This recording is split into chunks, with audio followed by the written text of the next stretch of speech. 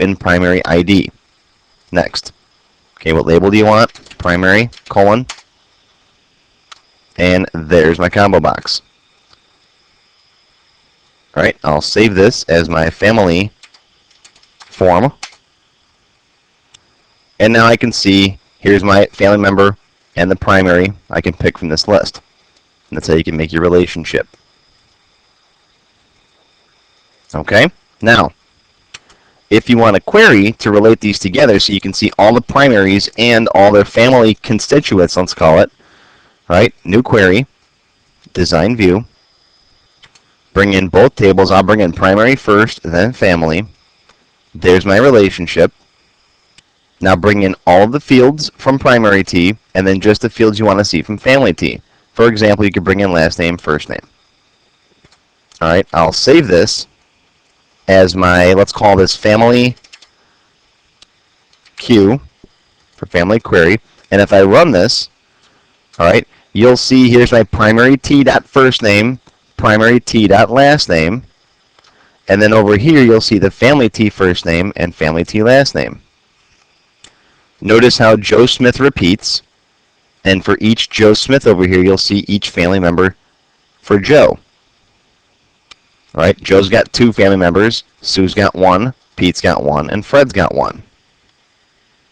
Now each time if you use this query in another form, just remember it's going to be primary T dot first name instead of just first name. You'll have a primary T dot first name and a family T dot first name. And those are perfectly valid field names that you can use in your forms and reports or other queries. If I make a report up now, reports new, design view, I'll base it off that family query. I'll bring in all the fields.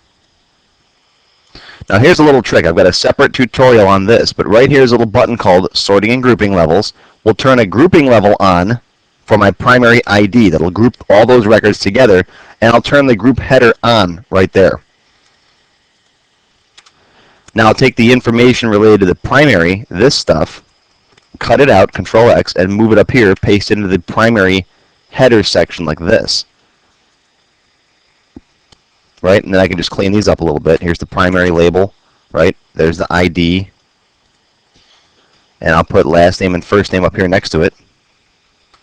Alright, like that. So here's the primary, maybe bold that stuff. And then underneath the primary in the details section, you'll have your family member information. Right? I'll just get rid of those labels and put the family member information right here. Like that. Now, let me save this report. I'll save this as my family R for report. And when I run the report, look what I get. Right? I get my primary grouping level up here, and then all the family members underneath it. Then the next primary, all the family members under there, and so on. Alright, that's a sorting and grouping level, and there's a whole separate tutorial about that in my tips and tricks section on the website. It's a free tutorial. So as you can see, having those fields, family T dot first name and primary T dot first name, don't really affect the database at all. That's perfectly fine. Okay, you can use those field names throughout your database. Now, what I would have done in the first place is to build all this information into one table. Alright, like your family table, for example, and ignored primary T altogether. If the information between both of these tables is pretty much the same, I would just put it all in one table. If you've got different fields, things more than just first name, last name, address, phone number, email address, the basics. If you've got unique stuff, and a lot of unique stuff, then sure, use 2 tables. But if both of these tables have pretty much the same information, you can relate a table to itself. Alright, for example, I'll delete primary T, and I'll delete the family query we just built and the report. Alright, and in my tables what I'll do is I'll design family T.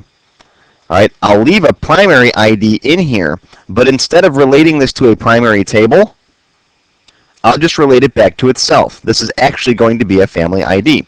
And in the family table, I'll put a field called isPrimary. That'll be a yes or no field, and that way I can indicate who the primary is for each family member. This video is a little bit too long for YouTube's 10-minute limit, so look for part 2 of the Relating a Table to Itself video